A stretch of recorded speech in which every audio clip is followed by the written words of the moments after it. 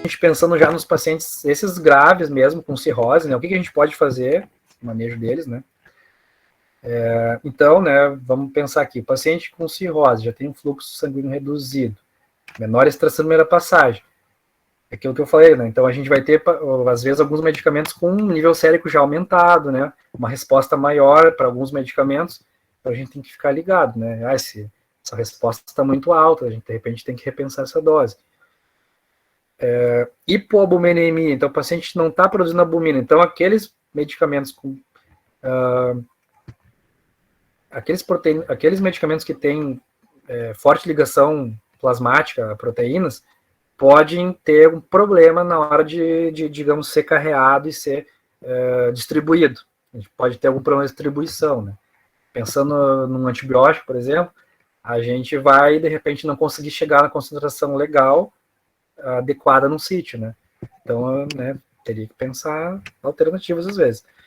Paciente com ascite, edema, né? Então, se a gente vai ter um medicamento mais hidrofílico, lipofílico, né, aquela farmacocinética padrão que a gente conhece, né, não é mais ela, né? Então, a gente pode ter problemas, sim. Problemas de absorção, né?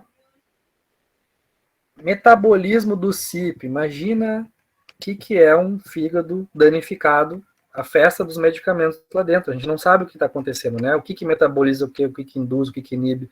Então, é bem complexo, tá bem, gente?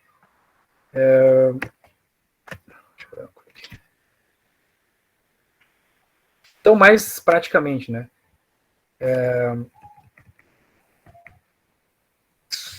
Precipitação aqui, então, precipitação de encefalopatia, né? Então, a gente tem que cuidar bastante no uso de analgésicos, opioides, ansiolíticos, sedativos, porque um paciente que está com uma encefalopatia hepática vai ter rebaixamento sensório, vai ter já confusão mental, a gente vai usar mais opioide nele, mais ansiolítico, sedativo, a gente vai induzir um delírio. É complicado, né? Claro que, assim, se a gente vai discutir isso com o médico, né, tem que ter um pouco de cuidado, porque às vezes, assim, e o que eu vou fazer, né? Realmente não é fácil, mas a gente tem que chegar, às vezes, num meio termo, né? O paciente tem que ser avaliado individualmente, né? É bem difícil a gente dar uma fórmula. Outra coisa, como eu falei, né? Então, uma lesão já hepática estabelecida, ela já está, digamos, pesando o rim bastante. Então, a gente vai abusar de anti-inflamatórios, vamos tentar poupar o anti-inflamatório, né? Então, assim, por uma analgesia, a gente não pode usar um anti-inflamatório, né? Tem que estar bem explicado o anti-inflamatório, porque senão a gente vai perder o rim desse paciente rápido. Mesma coisa sangramento, né? A gente, né, tem muito claro, né, que os anti-inflamatórios eles vão aumentar o risco de sangramento, né? E a gente vai estar oferecendo para esse paciente anti-inflamatório, ele tem deficiência de fator de coagulação, e aí a gente ainda vai querer que ele não sangre, né? Não, ele vai sangrar. Então a gente tem que fazer esse questionamento, né? Então, de repente, a gente tem ali uma oportunidade num round, né? Uma discussão, né? Esse anti-inflamatório aí, ele tá já há alguns dias, né? A gente poderia pensar uma alternativa, quem sabe? A gente a gente tem que investir nisso. Porque às vezes isso aí pode ser um diferencial, né? De um sangramento bem importante. Diminuição de resposta, né? Então, é bem importante a gente saber que pode ter uma resposta diminuída, beta-bloqueadores, diuréticos, codeína, porque senão muitas vezes o médico vai queimar já de uns medicamentos, pensou, não respondeu, já vou trocar. E às vezes, né, é natural ter uma diminuição de resposta mesmo, às vezes é necessário aumentar a dose. Então aqui, né, mais alguns medicamentos mesmo, né, metoprolol. Então o que acontece, né, aumento da área sobre a curva e meia-vida. O que a gente tem que fazer então? Redução de uma dose, né, diltiazem, usar uma dose menor. Enalapril, dose baseada no efeito clínico. Então, isso aqui é uma coisa assim que é bem interessante a gente discutir, porque muitas vezes a gente não tem um valor mágico, né, que nem um clearance, que a gente tem uma faixa de clearance e a gente vai diminuir 50% da dose. Outra faixa até 75%. Não funciona assim no fígado, né? A gente não consegue ser tão preciso. Então, muitas vezes, o que nós temos? Resposta clínica, né? Tá tendo resposta clínica? De repente não está satisfatório. Podemos tentar aumentar a dose? Não. Está uma resposta clínica que não está satisfatória. De repente vamos reduzir. É algo que pode ser discutido. Então, fluoxetina, né, gente? Ácido valproico contraindicado. Ácido valproico é um medicamento bastante hepatotóxico, né? Então, não tem opções melhores que ácido valproico, é a única opção. Vamos pensar, né? Vamos discutir. Eu não deixaria um paciente usar o ácido valproico sem antes discutir com o médico, né? Muitas vezes a cabeça dele está num raciocínio e a gente consegue pegar um outro raciocínio e às vezes está faltando aquele toque no médico, a gente dá aquele toque e o médico, é verdade. Então a gente tem que tentar, né? Isso é bom, eles gostam muito quando a gente consegue ter uma interação e, né, no fim, quem vai ser.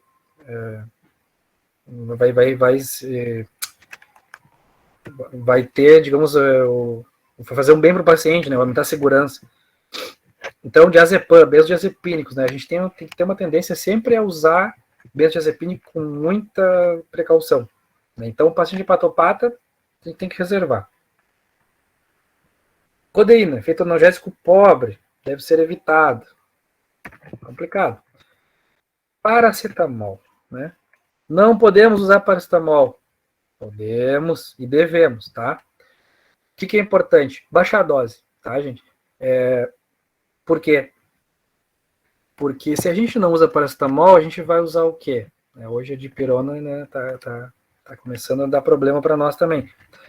Vamos já seguir com opioide, um anti-inflamatório, né? A gente pode usar o paracetamol. Então, com cautela, né, dose baixa, fazer o monitoramento das ALT, né? Por que ALT? Porque o paracetamol ele vai ocasionar lesão hepatocelular. Então a gente não vai esperar que suba a fosfatase alcalina. A gente vai esperar que suba uma ALT. Então o paciente começou com paracetamol, uma dose baixa, começou a subir a ALT. Suspende o paracetamol. Vamos ver. Baixou? Baixou. Pode ter sido paracetamol. Então o paracetamol não retorna mais. Então a gente tem que investir. Né? Não podemos passar para o próximo nível sem tentar o paracetamol. Benzodiazepínico, né? Hoje a gente tem que tentar poupar ele ao máximo, né? E não é só na questão do fígado, é questão de delírio, né? Pacientes idosos. Então, benzodiazepínicos a gente, né, tem que ter critério.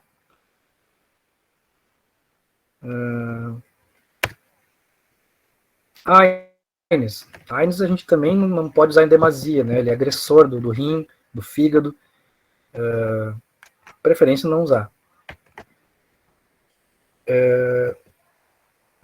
Deixa eu ver o que mais. Antibióticos antifúngicos. Então, assim, esses pacientes, né, eles vão ter infecção, eles têm a sua imunidade comprometida, né? Aquela produção de fatores da imunidade, né? Imunoglobulinas, está comprometida, está diminuída, vai ter mais infecção. Tem que tratar a infecção. Mas e aí? Os antibióticos são um dos medicamentos que mais frequentemente causam hepatotoxicidade. E aí, farmacêutico? Né? É com a gente também.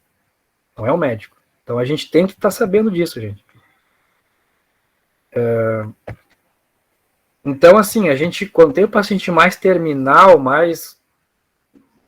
tem que ter. Vamos supor, um paciente que está ali para. Vamos pensar assim, uma doença crônica viral, né? Isso é uma discussão muito, digamos, eterna entre os hepatologistas, né? Um paciente que tem ali um HIV, não, HIV não. Bem, uma hepatite B, ele vai fazer um transplante de fígado. Aí quando é que ele começa a tratar de novo a hepatite? Um paciente que tem, sei lá, uma artrite, né? Quando é que ele retorna o tratamento de uma condição que ele deu outra condição crônica? E ele fez um transplante, né? Tem que ter bastante cuidado, né? Porque às vezes vale a pena não tratar o paciente para ele não perder o órgão, né? Ou não já desequilibrar, digamos, o rim, né? O paciente já vai ter que fazer imunossupressor. Então é bem complexo. Então aqui alguns antibióticos que eles sabidamente têm um potencial hepatotóxico grande. Azitromicina, né? Bem importante. Ceftriaxona, bem importante. Cetoconazol, nem se usa mais, né? Não tem por que usar o cetoconazol mais. Não que não tenha, mas né, a gente tem opções melhores, fluconazol. Metronidazol, piperacilina, muito utilizado. Aqui não tem, mas amoxicilina clavulato. E BP, tá? Eu acho que eu não botei, não botei ainda sobre isso, mas inibidor de bomba de prótons, né, gente? É o nosso, digamos, a nossa insistência eterna, né, com a suspensão do inibidor de bomba de prótons, quando a gente não tem uma indicação adequada. Então, no paciente hepatopata, não tem que a gente ter inibidor de bomba de prótons, não sei, para alguma coisa. Existe uma indicação bem específica. Pacientes com varizes esofágicas sangrantes ou já sabidas, né, ou já tem um gastro acompanhando, ele sabe que tem varizes esofágicas que sangram, né, esse paciente merece o omeprazol. Ele tem que ter. Agora, um paciente que não está claro, vamos botar o omeprazol. Isso não tem já alguns estudos que mostram, assim, num paciente ascítico, tá, que já tem aquele líquido peritoneal ali excedente, ele tem uma chance aumentada de desenvolver peritonite bacteriana espontânea, que é uma infecção nesses pacientes cirróticos, que muitas vezes é o que falta para ele passar por uma síndrome hepatorrenal. Então ele tem que ser tratado muito rapidamente, porque ele também vai a óbito muito rápido. Então, assim, a gente exagera no omeprazol, piora o paciente. Então, né, tem que ser revisado. A gente tem, né, para quem trabalha em UTI, né, profilaxia de hemorragia, de HDA. Sim. Nem sempre, né, gente? Nem sempre. A gente tem que fazer o questionamento.